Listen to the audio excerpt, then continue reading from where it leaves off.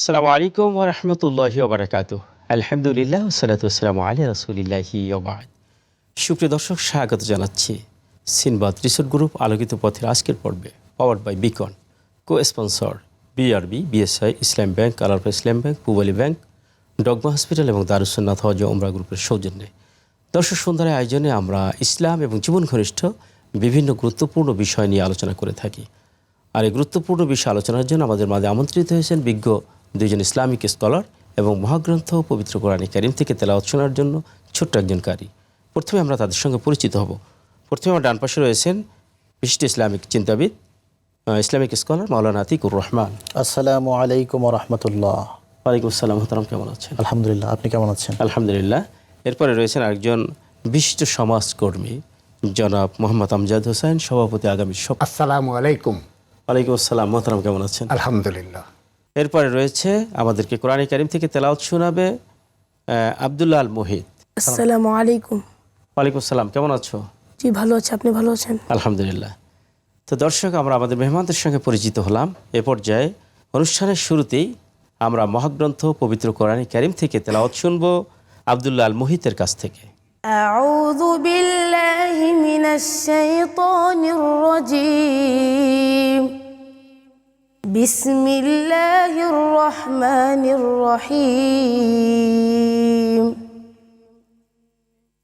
يوم تجد كل نفس ما عملت من خير محضرا وما عملت من سوء تود لو أن بينها وبينه أمدا بعيدا ويحذركم الله نفسه والله رؤوف بالعباد قل إن كنتم تحبون الله فاتبعوني يحببكم الله لكم ويغفر لكم ذنوبكم والله غفور رحيم قل أطيعوا الله والرسول فإن تولوا فإن الله لا يحب الكافرين إن الله اصطفى آدم ونوحا وآل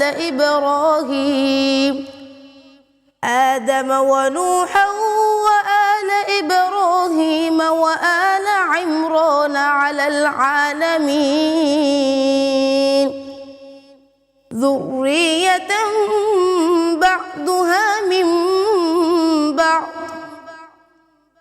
والله سميع عليم صدق الله مولانا العظيم।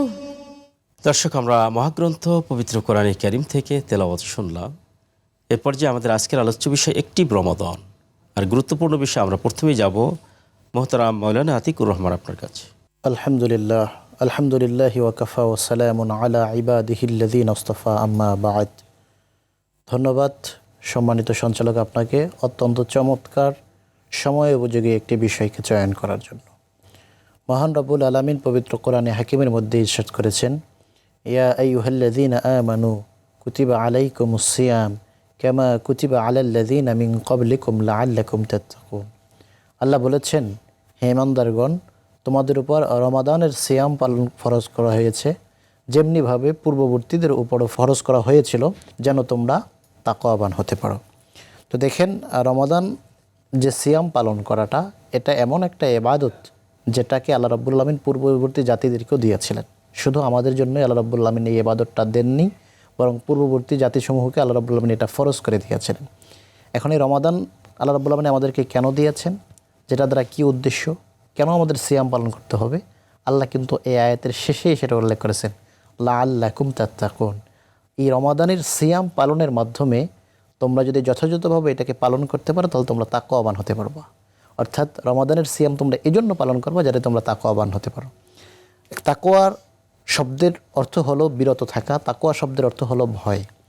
অর্থাৎ রমাদানের মাধ্যমে যতটা তাকওয়া অর্জিত হয় অন্য কোনো ইবাদতের ক্ষেত্রে কিন্তু এতটা তাকওয়া অর্জন করা সম্ভব নয়। আমরা চাইলে ঘরে বসে খাবার খেতে পারি, কিন্তু সিয়াম আল্লাহ রাব্বুল আলামিনের বিধান, আমরা আল্লাহকে ভয় করে আমরা কেউ কিন্তু খাবার গ্রহণ করি না, আমরা পানীয় গ্রহণ করি না। এটার মাধ্যমে আমাদের তাকওয়া অর্জন হয়। রমাদানের আমল যদি আমরা বলতে যাই তাহলে আমাদের সর্বপ্রথম সিয়ামের কথা চলে আসে। আল্লাহ নবী সাল্লাল্লাহু আলাইহি ওয়াসাল্লাম বলেছেন, মান সামা রমাদানান ঈমানান ওয়া ইহতিসাবা গুফিরা লাহু মা তাকদ্দামা মিন যামবিহি। আল্লাহ নবী এক নম্বরে বলেছেন, যে ব্যক্তি রমাদান মাসে সিয়াম পালন করলো ঈমানের সাথে এবং সওয়াব পাওয়ার আশায়, গুফিরা লাহু মা তাকদ্দামা মিন যামবিহি, আল্লাহ পাক রব্বুল আলামিন তার পূর্বের গুনাহগুলোকে মাফ করে দেন। সুবহানাল্লাহি বিহামদিহি। এরপরে আল্লাহ নবী সাল্লাল্লাহু আলাইহি ওয়াসাল্লাম আবার বলেছেন, আরেকটা আমলের কথা বলেছেন। তাহলে আমরা প্রথম আমল পেলাম, রমাদান মাসে আমরা সিয়াম পালন করব। এরপরে আমলের কথা বলেছেন, ওমান কামা রমাদানা ঈমানান ওয়া ইহতিসাবান গুফিরা লাহু মা তাকদ্দামা মিন যামবিহি। আর যে ব্যক্তি রমাদান মাসে দাঁড়িয়ে কিয়ামুল লাইল তথা তারাবিহের নামাজ আদায় করবে, আল্লাহ রাব্বুল আলামিন তার পিছনের গুনাহগুলোকে ক্ষমা করে দেবেন। সুবহানাল্লাহ। আমরা একটা দেখা যায় যে আমরা রমাদান মাসে সিয়াম পালন করি, আমাদের মধ্যে সারাদিন কষ্ট করার পরে অনেকের মধ্যে অলসতা ঢুকে যায়, আমরা তারাবিহের নামাজ আদায় করতে চাই না স্বাভাবিকভাবে। কিন্তু আল্লাহ নবী সাল্লাল্লাহু আলাইহি ওয়াসাল্লাম কত বড় ঘোষণা দিয়ে রেখেছেন যে রমাদান মাসটা মূলত হলো নেকি উপার্জনের মাস এবং গুনাহ বর্জনের মাস। তো সুতরাং এই মাসে দিনে সিয়াম পালন করার সাথে সাথে যদি রাতের বেলা আমরা কিয়াম করতে পারি, আশা করা যায় আল্লাহ নবীর ঘোষণা মতে আমাদের জীবনের গুনাহগুলো মাফ করে দিতে পারেন আল্লাহ রাব্বুল আলামিন। এরপরে রাসূল সাল্লাল্লাহু আলাইহি আমরা আপনার কাছে এখান থেকে আসবো মহতারা, আমরা আপনার কাছে যাব যে আসলে একটি রমাদান এবং রমাদানের তো যাবতীয় আমলগুলো রয়েছে, গুরুত্বপূর্ণ আমল, সবগুলো আমলগুলো করে আমরা আমাদেরকে সংশোধন করব এবং পরিপূর্ণভাবে আমরা নিজেদেরকে উজ্জীবিত করবো, অ্যাক্টিভ করব, যাতে কোনো আমল যেন ছুটে না যায়। তো আপনি তো যেহেতু সমাজকর্মী এবং জাকাত একটি গুরুত্বপূর্ণ আমল, তো কিভাবে আমরা জাকাত দিতে পারি এবং জাকাত যে দারিদ্র্য বিমোচন করে, জাকাতের মূল উদ্দেশ্য এবং কিভাবে আমরা বাংলাদেশের প্রেক্ষাপটে জাকাত দিলে পরে পরিপূর্ণ দারিদ্র্য বিমোচন হয়, এটা একটা সংক্ষিপ্ত একটা আপনি ছক যদি তুলে ধরতেন আমাদের সামনে। আলহামদুলিল্লাহ, আলহামদুলিল্লাহ রবিল আলমিন, আসসালাতু আসসালামু আলা রসুলিহিল করিম। মোহতারাম আজকে যথার্থ একটা খুব ভালো টপিকস নিয়ে এসছেন, অ্যাক্টিভ রমজান। আসলে রমজান মাসে কিন্তু আমরা সবাই অ্যাক্টিভ থাকি। বিশেষ করে আমরা জানি যে মুসলিম ওয়ার্ল্ড 22টা ওআইসি, 22টা আরব লীগ, 57টা ওআইসিভুক্ত দেশ মুসলিম কান্ট্রি এবং প্রায় 800 মানুষ, এখন 820 কোটি মানুষ, এর মধ্যে প্রায় 200 কোটি মানুষ কিন্তু মুসলিম। এবং এই মুসলিম ওয়ার্ল্ডে পুরা রমজান মাস ব্যাপী কিন্তু একটা পবিত্রতা ভাব বিরাজ করে। এবং শুধু তাই না, এই রমজান মাসটা কিন্তু একটা ট্রেনিং পিরিয়ড মুসলমানদের জন্য। এই এক মাস যে ট্রেনিং গ্রহণ করা হবে, আমরা জানি সেনাবাহিনীর ট্রেনিং হয়, ওই সময় কিন্তু খুব অ্যাবনর্মাল কিছু কাজ করানো হয়। একেবারে খুব সকালে ঘুম থেকে জাগিয়ে দেওয়া হয়, তারপর তাদেরকে পিটি প্যারেড করানো হয়, খাওয়া দাওয়া করানো হয়, আবার খেলাধুলা করানো হয়, মানে একটা কমপ্লিট প্যাকেজ থাকে। বলছিলেন, এখান থেকে আমরা আপনার কাছে ফিরবো। দর্শক, আলোচনার পর্যায়ে সময় হলো একটু বিরতি, ফিরছি একটু পরেই, ততক্ষণ আমাদের সঙ্গে থাকুন।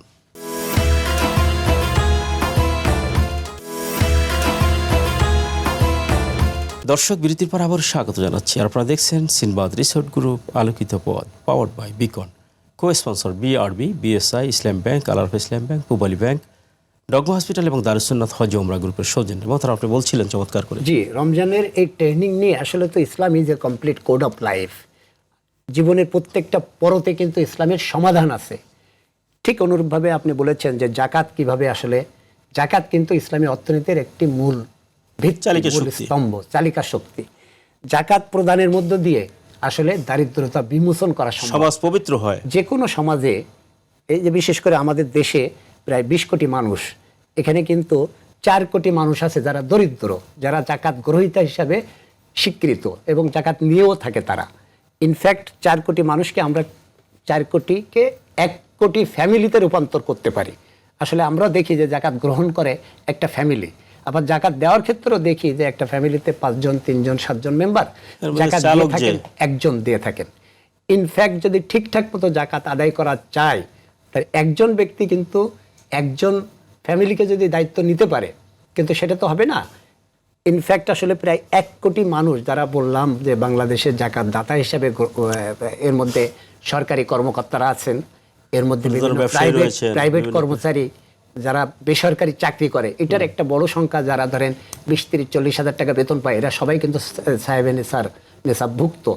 এরপরে প্রবাসীরা আছেন, তারপরে যারা ব্যবসা করেন, প্রায় বাংলাদেশে কিন্তু 65 লাখ ব্যবসায়ী আছে, যাদের দোকান আছে, অফিস আছে, আর ক্ষুদ্র ব্যবসায়ী আছে আরও প্রায় কিন্তু 1 কোটি। সুতরাং জাকাত দাতা প্রায় 1 কোটি, এবং এদের টাকাটা যদি ঠিকঠাক মতো যদি কালেকশন করে, ঠিকঠাক মতো যদি যারা প্রাপ্য জাকাত প্রকৃত অর্থে গ্রহীতা, তাদের মাঝে যদি সেভাবে দেওয়া হয়, তাহলে বাংলাদেশে দারিদ্রতা বিমোচন 5 থেকে 7 বছরের মধ্যে এটা সম্ভব। চমৎকার করে বলছিলাম, আমরা আপনার কাছে আসবো। তো এর মাঝে আমরা আপনার কাছে আরেকবার আসবো যে কিভাবে আমরা রমাদানে অন্যান্য যে আমলগুলো রয়েছে, বিশেষ করে শেষ দশক তো আমাদের সামনে আছে, কি কি আমলের মাধ্যমে আমরা রমাদানকে পরিপূর্ণভাবে সুশোভিত করে নিজেদেরকে পরিপূর্ণ আল্লাহমুখী করতে পারি, অ্যাক্টিভ করতে পারি আল্লাহর জন্য। জি, বিশেষ করে আপনি বলেছেন শেষ দশকের কথা। রমাদান মাস পুরোটাই মুমিনের জন্য অত্যন্ত গুরুত্বপূর্ণ, এবং আমরা এটাকে ব্যবসায়ীদের মৌসুমের সাথে তুলনা করতে পারি। মুমিনের সওয়াব অর্জনের একটা মৌসুম। তো রমাদানের সাথে কোরআনের একটা নিবিড় সম্পর্ক রয়েছে। আল্লাহ রাব্বুল আলামিন বলেছেন, শাহরু রমাদান আল্লাযী উনজিলা ফীহিল কুরআন হুদাল লিন-নাসি ওয়া বায়িনাতিন মিনাল হুদা ওয়াল ফুরকান। এই রমাদান মাসে আল্লাহ পাক রব্বুল আলামিন কোরআনে কারীমকে নাজিল করেছেন। আরও যদি আমরা একটু মেনশন করতে চাই যে আল্লাহ পাক রব্বুল আলামিন রমাদান মাসের শেষ দশকে কোরআন নাজিল করেছেন, আরও যদি আমরা একটু নির্দিষ্ট জায়গায় পৌঁছাতে চাই, আল্লাহ কিন্তু স্পষ্ট করে দিয়েছেন, ইন্না আনজালনাহু ফি লাইলাতুল কদর, নিশ্চয়ই আমি কোরআনকে নাজিল করেছি লাইলাতুল কদরে। তো অর্থাৎ লাইলাতুল কদরটা কখন? ফিল আওয়াখিরিল আশরি মিন রমাদান। আল্লাহ নবী সাল্লাল্লাহু আলাইহি ওয়াসাল্লামের ভাষায় রমাদানের শেষ দশকই হলো লাইলাতুল কদর। তো আল্লাহ পাক রব্বুল আলামিন এই লাইলাতুল কদরে অর্থাৎ রমাদানের শেষ দশকের মধ্যে আল্লাহ রব্বুল আলামিন কোরআন নাজিল করেছেন। তো এখন এই কোরআনের সাথে রমাদানের যে একটা সুন্দর সম্পর্ক, যেহেতু আল্লাহ পাক রব্বুল আলামিন রমাদান মাসে কোরআন নাজিল করেছেন, আমাদের দায়িত্ব হলো কোরআনের দাবি অনুযায়ী সর্বপ্রথম কোরআনের তেলাওয়াতকে বৃদ্ধি করা। অন্য মাসের তুলনায় রমাদানে কোরআনের তেলাওয়াতকে আরও বৃদ্ধি করা দেওয়া উচিত। একটা বিষয় হলো যে দেখেন, এই যে কোরআনের সাথে রমাদানের আরও একটা সম্পর্ক, সেটা হলো যে দুইটা জিনিস মানুষকে কিয়ামতের ময়দানে আল্লাহর কাছে সুপারিশ করবে। আল্লাহ নবী সাল্লাল্লাহু আলাইহি ওয়াসাল্লাম বলেছেন, আসিয়াম ওয়াল কোরআন ইয়াশফাআন লিল আবদি। আসিয়াম তথা রমাদান, রোজা, আর একটা হলো কোরআন, এই দুইটা জিনিস আল্লাহর কাছে বান্দার জন্য কিয়ামতের ময়দানে সুপারিশ করবে। আল্লাহ রমাদানের রোজা বলবে, আল্লাহ আমাকে রাখার জন্য এই বান্দা সে আপনার পানীয় থেকে, খাবার থেকে দূরে থেকেছে। আবার কোরআন বলবে, আমাকে রাত জেগে তেলাওয়াত করেছে, সুতরাং আপনি তাকে মাফ করে দিন, আমি তার জন্য সুপারিশ করতেছি। এবং আল্লাহ রাব্বুল আলামিন সেই সুপারিশটা গ্রহণও করবেন। তো আমাদের এই কোরআন তেলাওয়াতটা বেশি বেশি চালানো দরকার, এবং কোরআন অনুযায়ী আমল করা, নিজের জীবনকে পরিচালনা করা দরকার, বুঝে বুঝে কোরআনকে পড়া দরকার। তাহলে আমাদের মধ্যে, নিজেদের মধ্যে আত্মিক পরিবর্তন এবং বাহ্যিক পরিবর্তন দুটোই লক্ষণীয়। রমাদানের শেষ দশকের আর একটা গুরুত্বপূর্ণ ইবাদত হলো ইতিকাফ। আল্লাহ নবী সাল্লাল্লাহু আলাইহি ওয়াসাল্লাম ইতিকাফকে এত গুরুত্ব দিয়েছেন যে তিনি জীবনে একবার ইতিকাফ করতে পারেন নাই, যার কারণে তিনি একবার 20 দিন করেছেন। আল্লাহু আকবার। তো এতটা গুরুত্বপূর্ণ, মানে সেটাকে কাজা আদায় করে নিয়েছেন। শুধু তাই না, রাসূল সাল্লাল্লাহু আলাইহি ওয়াসাল্লাম ইন্তেকালের পূর্বে তার স্ত্রী পরিবারবর্গ সবাইকে আদেশ করে গেছেন, আমার ইন্তেকালের পরেও তোমরা ইতিকাফ করবা। সুবহানাল্লাহি বিহামদিহি। এতটা গুরুত্ব আল্লাহ নবী সাল্লাল্লাহু আলাইহি ওয়াসাল্লাম দিয়েছেন। আল্লাহমুখী করার জন্য নিজেকে ইতিকাফের চাইতে গুরুত্বপূর্ণ আমল অনেক। এবং ইতিকাফ করলে যে সুবিধাটা, যে লাইলাতুল কদরের আমরা সন্ধানটা করি, যেটা সম্পর্কে আল্লাহ নবী সাল্লাল্লাহু আলাইহি ওয়াসাল্লাম বলেছেন যে ফিহি লাইলাতুন, যে রমাদানের মধ্যে এমন একটা রাত রয়েছে যেটা 1000 মাসের চেয়ে উত্তম, যেটা আল্লাহ পাক রব্বুল আলামিন কোরআনের মধ্যে বলে দিয়েছেন যে এই রাতটা হলো 1000 মাসের চেয়ে উত্তম। তো আমরা ইতিকাফের মাধ্যমে এই রাতটাও কিন্তু পেতে পারি। চমৎকার করে বলছিলেন মোহতারাম। আপনাদের উভয়কে আজকে স্টুডিওতে এসে মূল্যবান আলোচনা উপহার দেওয়ার জন্য মোবারকবাদ জানাচ্ছি, আপনাকে মোবারকবাদ জানাচ্ছি। দর্শক, আসলে রমাদানকে যদি আমরা পরিপূর্ণভাবে নিজের জীবনে বাস্তবায়ন করতে পারি, নিজেকে অ্যাক্টিভ করতে পারি, রমাদান অনুযায়ী নিজেকে গঠন করতে পারি, তাহলে আমাদের সফলতা। আর সেই আশাবাদ ব্যক্ত করে আজকের মতো এখানেই বিদায় চাচ্ছি। হাদা মা ইনদি ওয়াল ইলমু ইনদাল্লাহ আলাইহি তাওয়াক্কালতু ওয়া ইলাইহি উনীব। আসসালামু আলাইকুম ওয়া রাহমাতুল্লাহি ওয়া বারাকাতুহু।